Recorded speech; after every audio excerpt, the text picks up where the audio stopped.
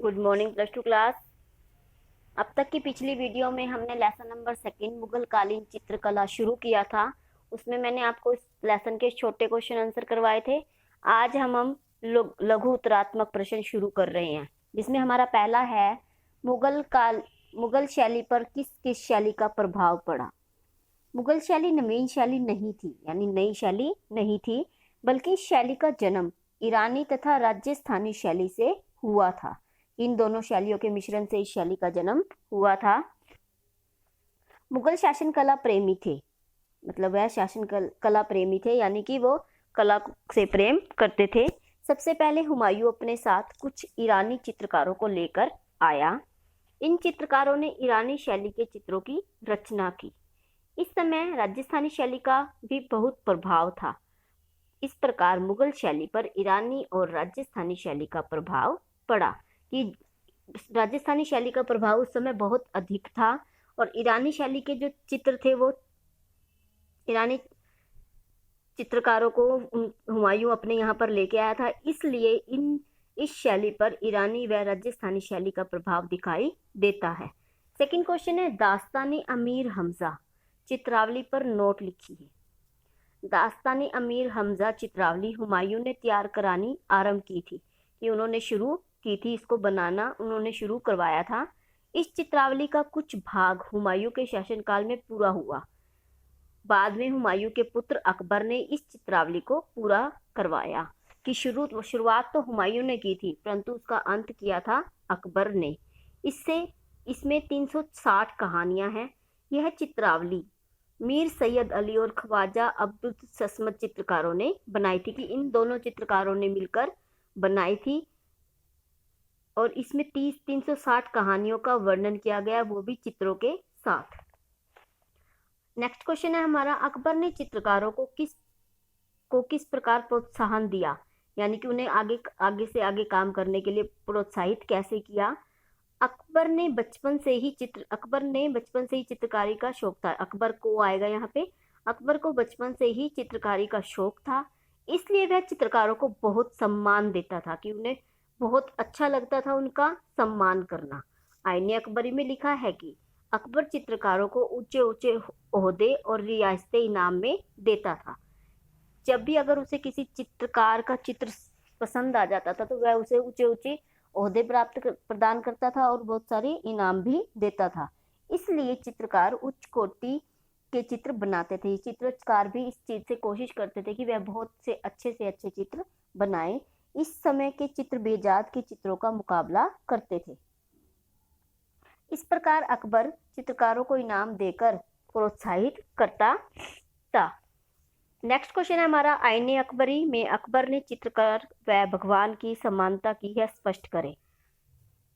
कि अकबर उन कट्टर मुसलमान पंथियों से नफरत करता था जो कला के धर्म के विरुद्ध मानते थे।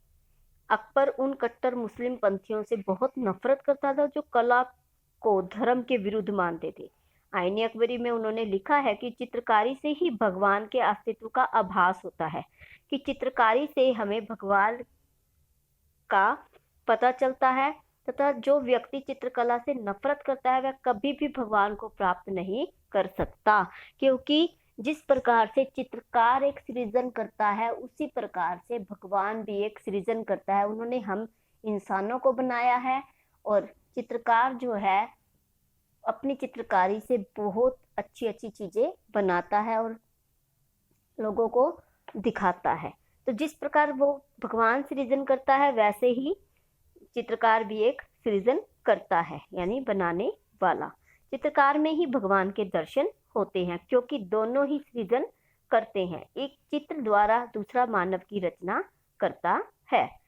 अगला क्वेश्चन है हमारा, शाहजहां के काल में चित्र किस चित्रण विधि से बने हैं, व्याख्या कीजिए। शाहजहां के काल में कुल चित्रों को केवल काली रेखाओं से चित्रित किया गया है, कि चित्रों को काली रेखाओं से चित्रित किया गया है, जिसे स्याह कलम कहते हैं। चित्र बनाकर उसके ऊपर अंडे की सफेदी का लेप चढ़ा दिया जाता है, जिससे काली रेखाएं सुरक्षित बनी रहती हैं। कि काली रेखाओं को सुरक्षित रखने के लिए उसके ऊपर अंडे की सफेदी का लेप चढ़ाया जाता है। नेक्स्ट क्वेश्चन है, शाहजहां के शासनकाल में चित्रकला की अवनति क्यों हुई? अवनति यानी कि उसकी निंदा, या कह सकते हैं कि वो नीचे क्यों जाती गई। शाहजहां दरबार अदब व कायदे को मानने वाला था, यानी कि वह नियमों को मानने वाला शासक था। उसके समय में चित्रकार अपनी स्वतंत्र इच्छा से चित्रकारी नहीं करते थे। चित्रकार दरबारी अदब कायदों से बंधे हुए थे, इसलिए शाहजहां के शासनकाल में चित्रकारी की अवनति हुई। कि उनकी बढ़ोतरी उस समय, चित्रकला की बढ़ोतरी उस समय क्यों नहीं हुई? क्योंकि शाहजहां जो था वह नियम और कानून को मानने वाला था, और चित्रकारों के ऊपर भी वो चीजें लागू होती थी, और वह अपनी स्वतंत्रता से चित्रकारी नहीं कर सकते थे, इसलिए उस समय में चित्रकारी इतनी अधिक नहीं हुई। जहांगीर काल के पशु पक्षियों के चित्रों का उल्लेख करें। बादशाह जहांगीर को पशु पक्षियों के चित्र बनाने का बहुत शौक था। बादशाह ने एक तुर्की तीतर का बहुत ही सुंदर चित्र बनवाया था। यह चित्र कलकत्ता संग्रहालय में सुरक्षित है। इसी प्रकार एक मोरनी का चित्र जो मंसूर नामक चित्रकार द्वारा बनाया गया था, बहुत ही सुंदर है, परंतु आज यह चित्र पेरिस में है। उस्ताद मंसूर द्वारा बनाए गए चित्रों में कोयल, कौवा, मुर्गी, तितर, बटेर, चिन्नी, तोते, हाथी, ऊंट, जैबरा, बंदर, शेर, घोड़ा आदि के चित्र आज भी उपलब्ध हैं। बाज का चित्र आज संसार में प्रशंसा का पात्र बना हुआ है। इस बाज के चित्र की जो आकृति है वह बहुत ही अनोखी है। बाज की आंखों में क्रूरता का भाव है। इतना स्पष्ट तथा वास्तविक है कि दर्शक उसे देखते ही मुग्ध हो जाता है, कि उन्हें लगता है कि वो रियलिटी के बाज को देख रहे हैं, तथा चित्रकार की प्रशंसा किए बिना वह रह नहीं सकते। उसके बाद हमारा अगला क्वेश्चन आता है, जहांगीर एक उच्च कोटि का कला पारखी था। कला पारखी यानी कला की पहचान करने वाला।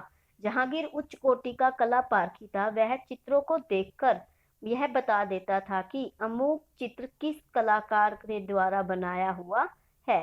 यदि एक ही चित्र की रचना कई चित्रकारों ने की है तो वह यह बता सकता था कि इस चित्र में आंखें किसने बनाई हैं, मुंह किसने, और आभूषण तथा वस्त्र किस किस चित्रकार ने बनाया। यानी उसकी परख इतनी अच्छी थी कि वो चित्र को देखते ही बता देता था कि इस चित्र में किस चित्रकार द्वारा क्या क्या काम किया गया है।